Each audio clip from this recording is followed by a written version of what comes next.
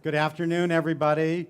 The title of this afternoon's talk is something along the lines of the future of the physical gallery in the global and digital age. My name is Josh Baer. Hopefully you're at the right panel. This is my friend and colleague, Jim Cohan. Jim, for those of you who don't know, has put in his time at some of the greatest art galleries in the world, notably before he opened his own, which is also one of the great galleries of the world, John Weber, Paula Cooper, Anthony Dauphin, and I guess for about 15 years or so, your own gallery, first in New York and now in New York and in China. Others of you know Jim for his role in being one of the creators of the VIP Art Fair, and I think we need to give Jim a lot of credit for having the ambition and the nerve to take on such a challenging project that was quite controversial, and that the art world is very afraid of risk, and I like to really just congratulate Jim for going forward on something, and hopefully it'll be bigger and better this year. So we're gonna make a few points as we go, take some questions from each other, then I'm opening it up to you. Thank you very much. Josh, I'd like to introduce my colleague here, Josh Baer, who had a gallery in 1985 to 1994. Josh Baer's been a longtime member of the art world, and in 1994 started the Baer Faxt, which was a weekly news update about the art world. Something that didn't really exist and has been invaluable for many years. He is an active art advisor working with a variety of collectors in America and Europe. So Josh has always been an interesting source of knowledge as he cruises through the galleries, and we've known each other a long time, so thank you for having me. Now, I find it useful to have a sense of who the audience is, so we get a sense of what you're interested. How many people in this room are artists? Okay. How many people are art dealers? Okay, how many people are collectors? How many people are collectors who are really art dealers? Every collector should raise their hand there. So we have a mix of people, so we'll try to speak in a way that hopefully each point will sort of resonate. Jim, you have two galleries in very populated parts of the world, but it seems to me that when I go to the galleries in Chelsea, they're empty. Now I go during the week, not on a Saturday, not openings, but it just seems like there's no one there, and I wonder they're all in Venice or Basel, or what's with that? I mean, is it, when you're there, you wonder what's the point if no one's going? Well, I think... or is that not true? Are the galleries No, I think, crowded? Well, first and foremost,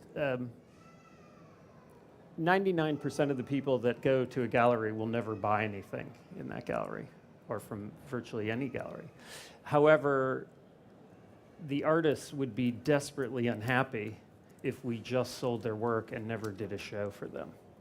So I think we are the laboratory, we're the public forum, we're the opportunity for them to show their face. So the gallery is for other artists to see. We assume that if you're in Basel, that's the whole art world, but it's not, is it? No, it isn't. And I think it's one sector of the art world. The whole idea of why has it been quieter in the galleries since 2008? And when you first called me about this talk, we were chatting about it, and I thought, well, there's the possibility that, yes, the economic slowdown for a period made it rather unfashionable to be seen in a gallery. It just wasn't cool to be seen shopping. Well, you're not allowed to walk out in 2009 with a Gucci bag. They had to make like fake, non-branded bags. It was considered bad form to be buying art then too? Yeah. Well, but I think then the other question is, is everyone doing it through digital means? And has email become the standard form of communication? And do people get their email announcements and then assess that, okay, well, I've seen this show, I've taken it in, I know it exists, which is a fear. But I think then there's the other trend, which is certainly more dominant than any of the others, and that is event-driven buying, and that people are motivated to come to the most convenient place where they can see as much as possible. And, I suspect you do quite a bit of business at fairs. Well, these sort of, if people go, they want to buy. And I guess what was it? I think Adam Lindemann wrote last week, seed in Venice, buying in Basel. Will that mean next year seed in Documenta, buying in Basel? Quite possibly. So, I mean, it's a bit, Venice and Documenta have always been, it's sort of a priming of the pump. And people are all anxious to then they get to Basel and there's a great excitement to but do you then think shop. people are fatigued? I think people are fatigued to go to the galleries. If they're coming to New York to the auctions and to this fair and they're going to Venice, they're not doing what they used to do, which was go up every Saturday and go to galleries. I think that's true. So what's the and effect it's pretty of that? difficult. It feels a little disconcerting at times that the traffic is slower than it used to be. But I think part of what our brief was and my brief about starting the VIP art fair was the paradigm has to shift. Every other business has made a kind of decision as to what's the digital solution in their industry. And the art world is struggling with that. And whatever it is, it's a complement to the existing structure. Well, is it an information complement or is it a commerce complement? Well, I'm going to turn that back on you and say, you as an art advisor, how do you take advantage of it? I think of it as information, as you can sort of, I mean, the ideal thing is I come here and I get some ideas for clients and then I'll go home and I'll say, here's 4 names, go do some homework. Right. And then they can sit around at their convenience getting information from all over the place about 4 artists I'll mention, and hopefully they'll come back and say one of them's interesting. But those of you, a few of you have heard me speak before, I tend to say this every time, I feel like we're over-informed but undereducated. Right. And that's the fear I have in general, is we have this illusion by this digital global age that we know something. And the physical object is kind of different than the digital object. Yes. However, I would say that the art world is an intimidating environment. And to even some of the existing and certainly new audiences, the opportunity to have a resource that can enrich their understanding and broaden their horizons is invaluable. And I think every dealer is searching for the next new client and the next new region.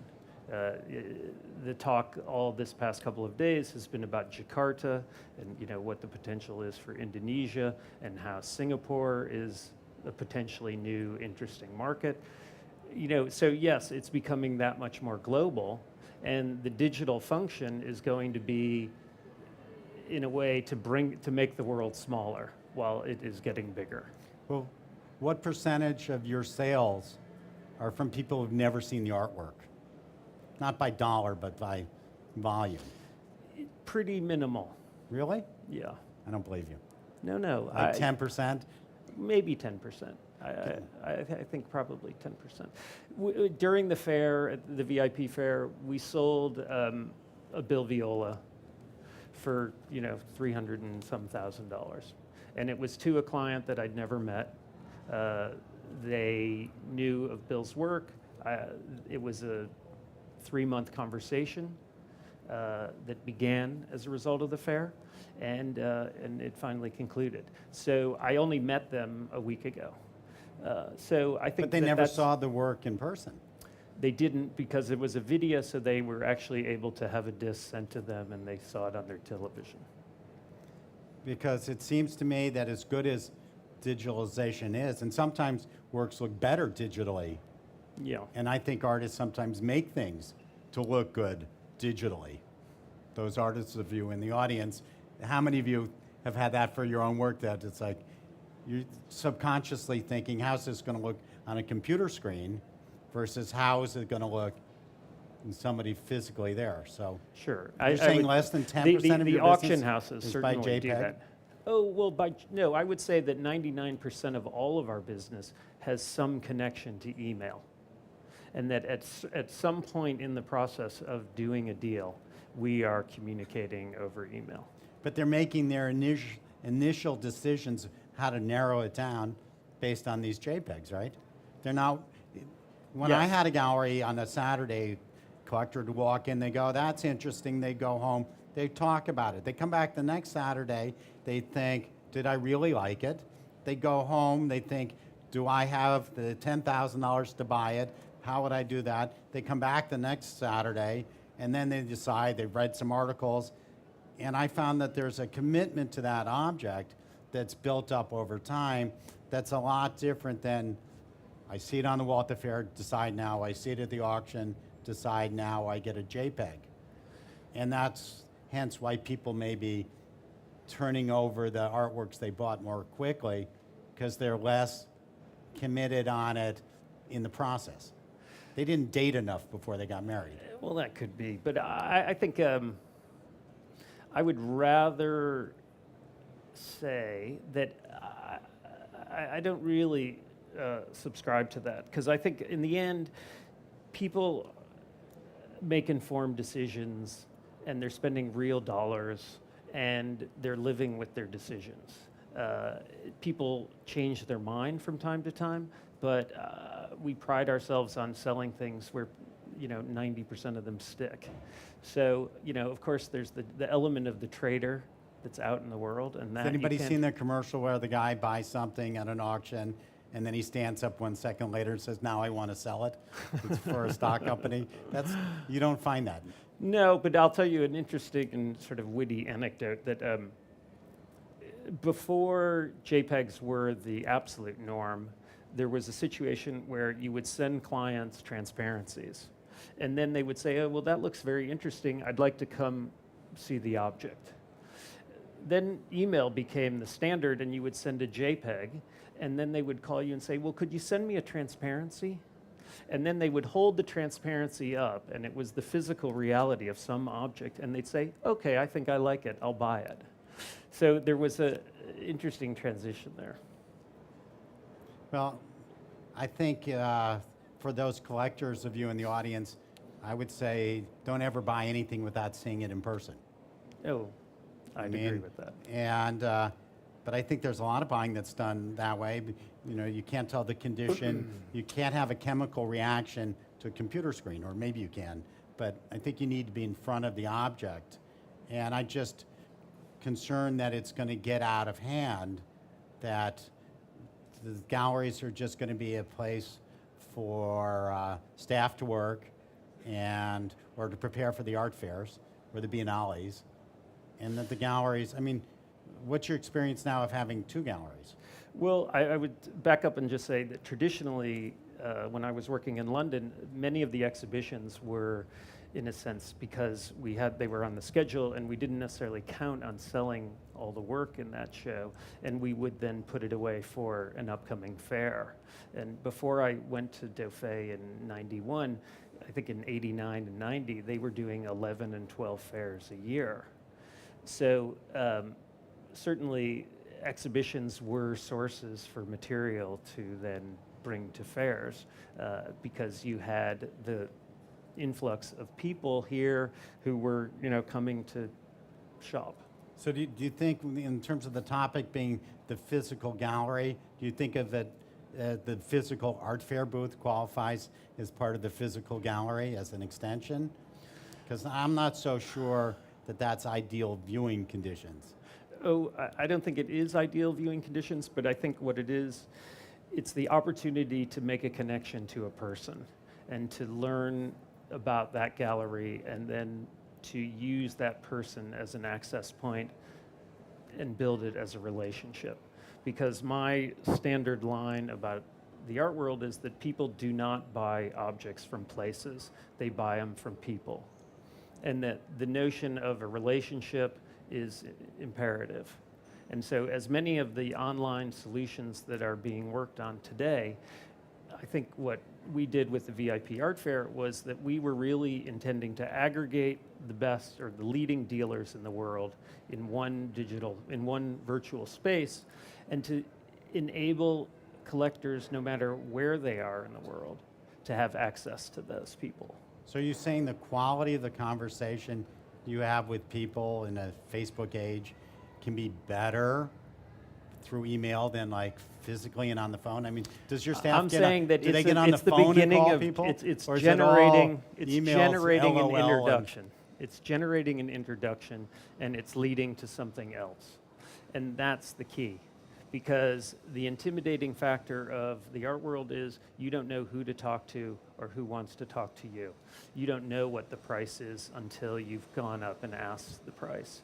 And then you kind of, say it's a picture that you really love and you have $10,000 and someone says it's $1 million. But I know that if I contact info@joeblow.com, they don't answer my questions. They just, whoever's reading reception at joeblow.com is too busy buying stuff from Banana Republic to respond. I mean, it's my goal for the year is always like pick up the phone, don't send an email. Absolutely. But are you finding that people under 30 don't want to do that, and they want? They like to see the iPad? I would say that every one of my staff would rather send an email than make a phone call, definitely. And it's imperative that you not do that. But it's like in every business practice, if you just shift the paradigm a little bit,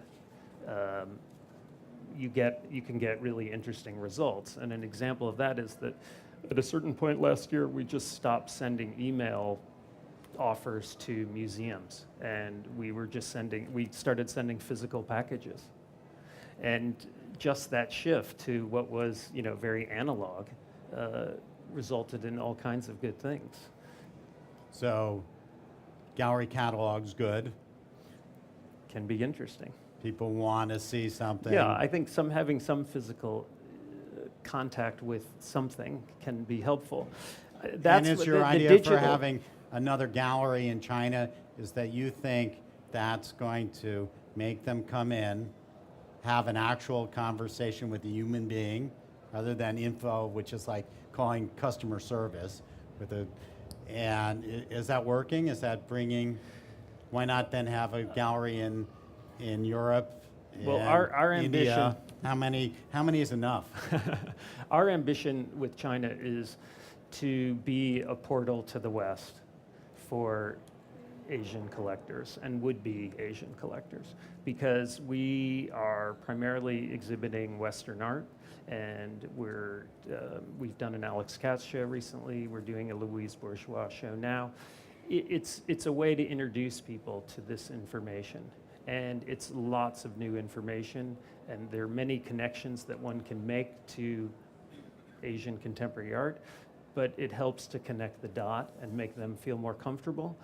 And after 3 years, we're selling quite a bit of art there. So it's been well worth the effort. Just to provide the information for them, or? Well, in that case, we're bringing real objects there. Bringing real objects. Yeah, and we're bringing lots of documentation, and we're bringing people to speak. And it's, my father once said to me, you're not there to sell Bibles. You're there to convert. You're not there to convert natives. You're there to sell Bibles. And the truth is that we need to educate. You can't just sell something to somebody. You need to make them understand why they want it. That's a sales technique, right? Educate.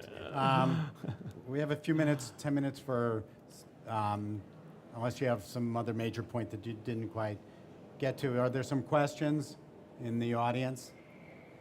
Someplace we didn't address or you're curious about, or?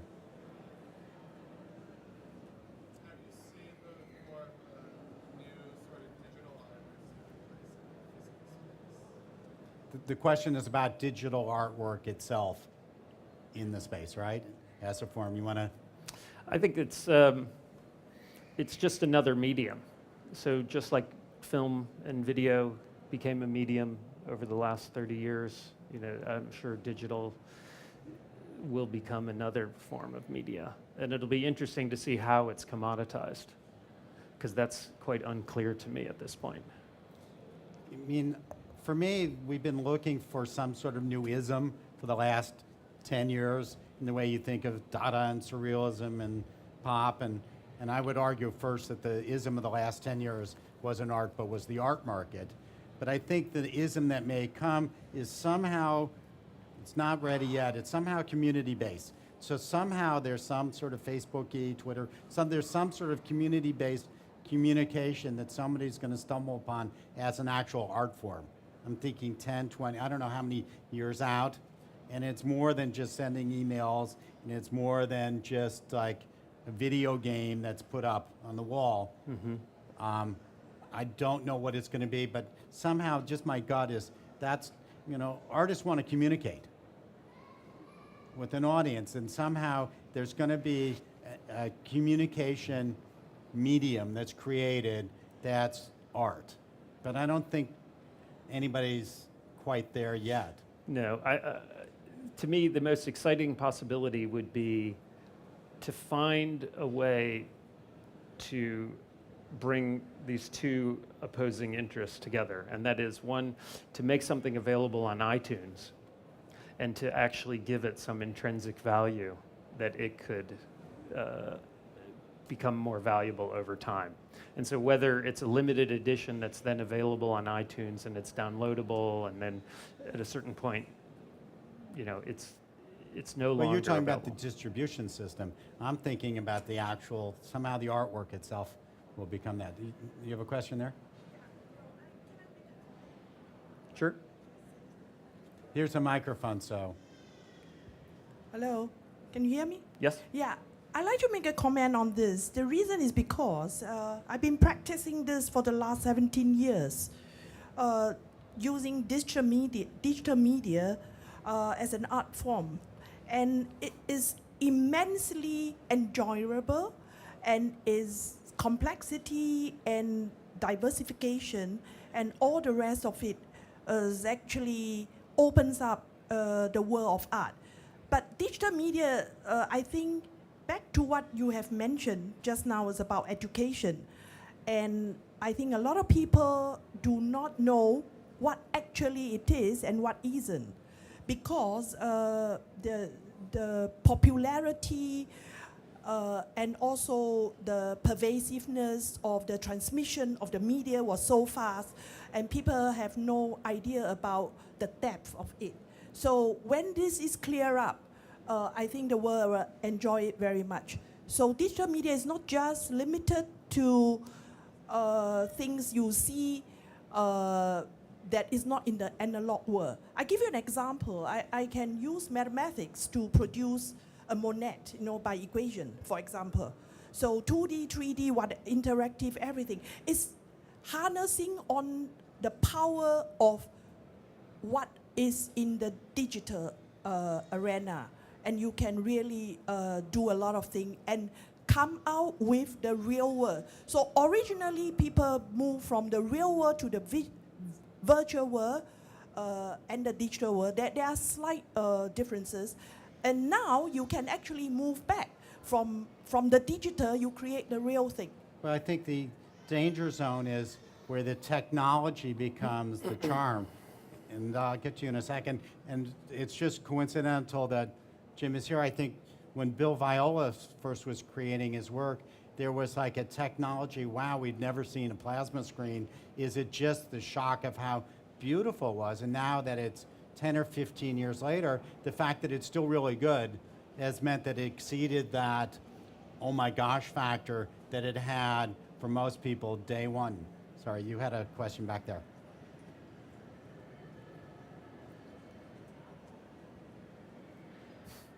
Okay, I'm not a specialist, I'm just an art lover, so maybe, but I'm a social media specialist, so I'm interested in the conversation. You mentioned the importance of relationship, and there are two things I see. There's a trust factor, you're talking about physical, and it's very important. First question, would you have been able to set up such a fair with not very famous artists. That is to say, people buying those artists without even knowing them or ever having seen them before? I think the artists that got the most immediate impact at our fair, well, I was going to say the artists that received the most attention were those that were well known. But then on the other hand, I can think of two examples of young galleries from the Lower East Side in Manhattan who sold work to Germans and Italians who had never seen the work, and it was their introduction to it. So I think it worked on both ways. It was important to start on the highest level, we believed, because we needed to prove that the model really functions. And we did that. And the concept was very effective, and we had 41,000 visitors, and people saw a lot. And there were a lot of kind of social components that worked very effectively. For instance, the tours, where we invited the general visitor as well as VIP visitors to design their own tour of the fair. And we realized that, or we saw through our recap, that enormous numbers of people took those tours. So in a sense, we're all looking for guidance. We're all looking to know what the other guy thinks, and to create a sense of community. So I can see that as a very rich place to build on what has been our success. Well, thank you for the fabulous transition, because my second question was about an analogy with the music industry. They struggled a lot to keep up with the digital world, and then you got into this famous, everyone know about iTunes now.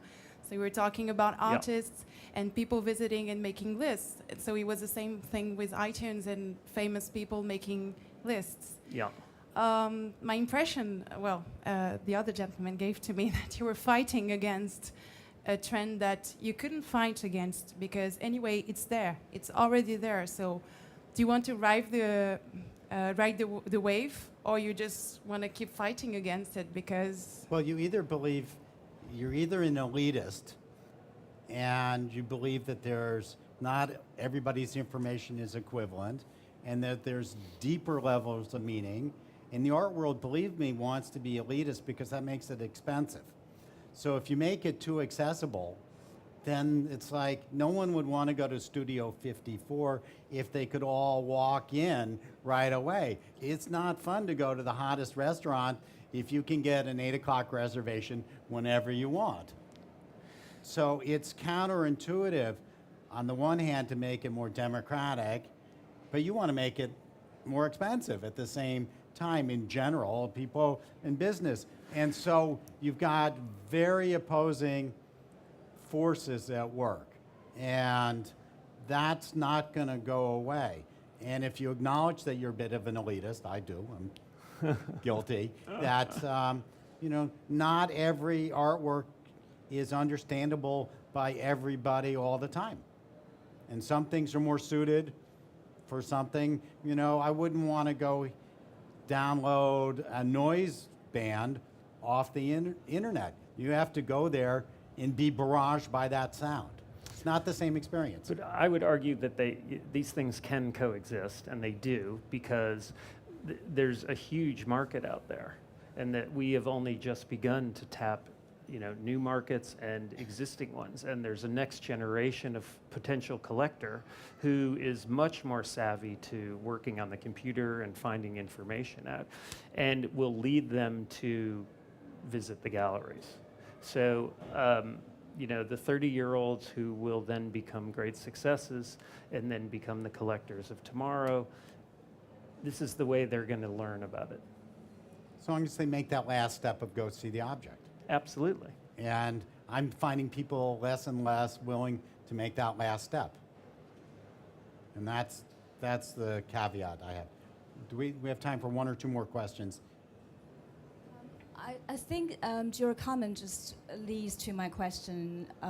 That's for James. Why you mentioned in your conversation that you now are offering museums a physical package instead of sending them a PDF or a JPEG. What triggered you changing that? I mean, in terms of the other way around, you're actually sending them a physical package for your artists. I just think it's trying to keep something fresh. It's trying to keep people to do the slightly unexpected. I think it's just an opportunity for the curator to have a photograph in hand, to sit at a desk with the director, and to be able to say, hey, look at this, isn't this interesting, as opposed to be in front of a screen and send it anonymously or through email. Is it to keep control of that information? Once you've sent it digitally, you have to assume that the whole world is going to get it. And when you send that package to the director, you have a sense he's the only one looking at it, whereas if he sent it by JPEG, he sent it to the whole board, and they send it to their advisors who send it to this dealer, and you've lost control of the information. Possibly. That's certainly one angle. I just think it was just a way of mixing it up and getting people to actually look at something again in a different way. In the middle.